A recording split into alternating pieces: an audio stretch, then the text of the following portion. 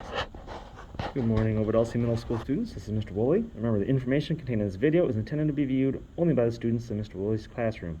By watching the video, you agree that you will not record or share the video with anyone who's not a student in Mr. Woolley's classroom. Alright, so we have our review for our test, calculating and interpreting probabilities.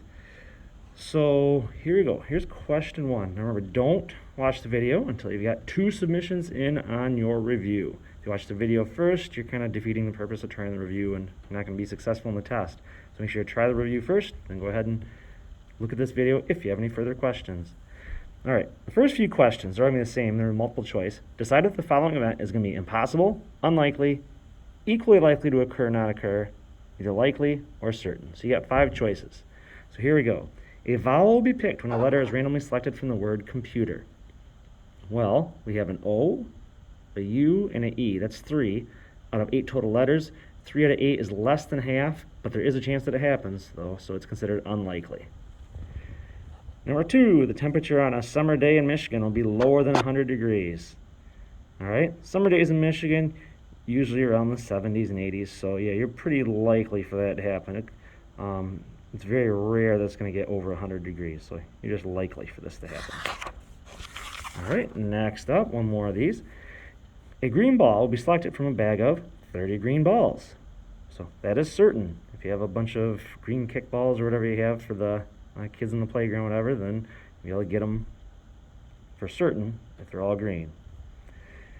All right, next up, question 4. A survey given to a PE class about favorite sports produced the following results. 5 students chose basketball, 9 chose baseball, 3 chose football, 3 students chose wrestling, 5 students chose track. What's your estimate for the probability of students saying that football is their favorite sport? Well, out of the 25 kids, add them all up, there's 25 of them there, 3 chose football, so 3 out of 25. And it says use fraction form, do not place answers in lowest terms. I would be able to place 3/25 in the lowest terms anyways.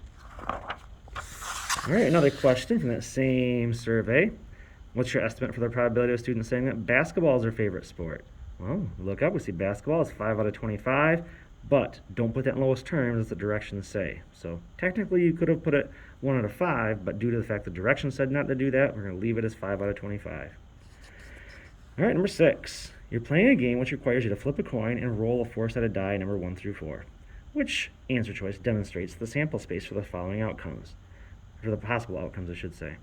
Well, if you flip a coin, you can get heads or tails. And if you flip heads, then you could get the numbers, 1, 2, 3, or 4. Or if you flip the coin and get tails, you could also get a 1, 2, 3, or 4 when you roll the die. That's why heads with 1, 2, 3, 4 and tails with 1, 2, 3, 4 is our choice we'd have for all possible outcomes. And you can always double check. There's 2 outcomes when you flip a coin, 4 on the die, 2 times 4 is 8, and this has 8 answer choices. Next up, in a 7th grade class of 40 students, there are 24 girls and 16 boys. If one student is randomly chosen to answer a question, what's the probability the girl gets chosen? Well, it's out of 40 kids, we already know that. Probability of a girl is 24 out of 40. And we said don't place it in lowest terms, so we just leave it alone as 24 over 40. Next up, number 8. An experiment consists of spinning a 6-section spinner with equal size sections, so they're all the same size out of the 6, number 1 through 6. What's the probability of landing on a 7? Well, the 7 even doesn't even exist at all. So if using fraction form, well, technically there's 6 possibilities, and 0 of them end up being a 7. So 0 out of 6.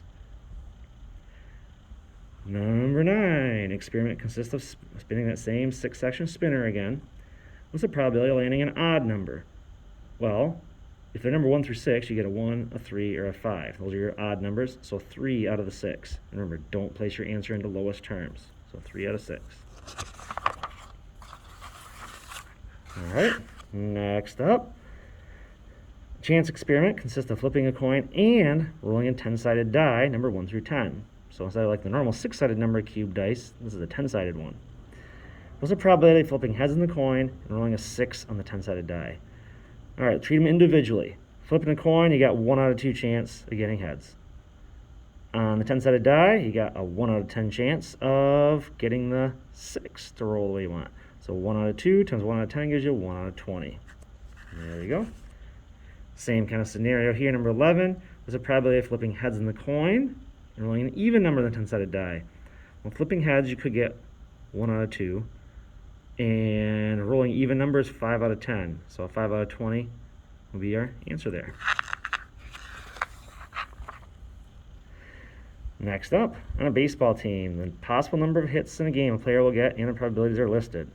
If you get 0 hits, you get about a 7% chance. 1 hit, a 33% chance. 2 hits, 30% chance. 3 hits, 16% chance. 4 hits, 14% chance.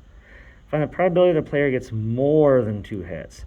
Now, more than 2 does not include 2, because it has to say 2 or more. This says more than 2.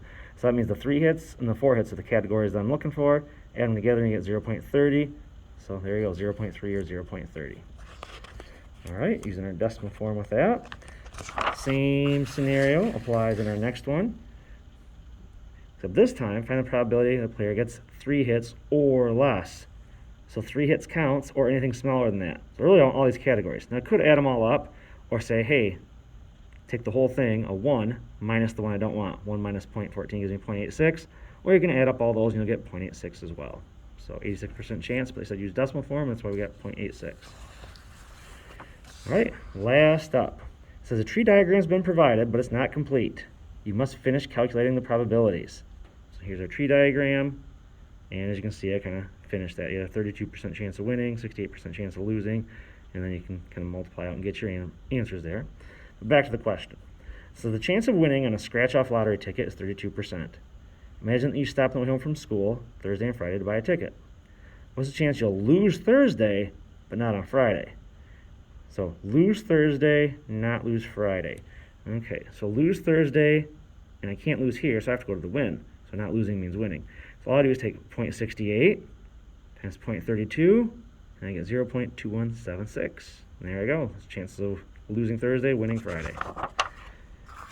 Same kind of problem applies here. Still using our same chart, except now, here's our question. What's the chance you'll win at least once during the 2-day period? Well, this is a win-win, so I want that one. This is a win-loss, so this one will count. This is a loss-win, that'll count. Loss-loss, no, that's not winning at least once. So this category, this category. I want all 3 of those, add them up, 0.5376. So winning at least once, you got really a little over 50% chance of that happening. So, all right, thanks for watching, and good luck on your test.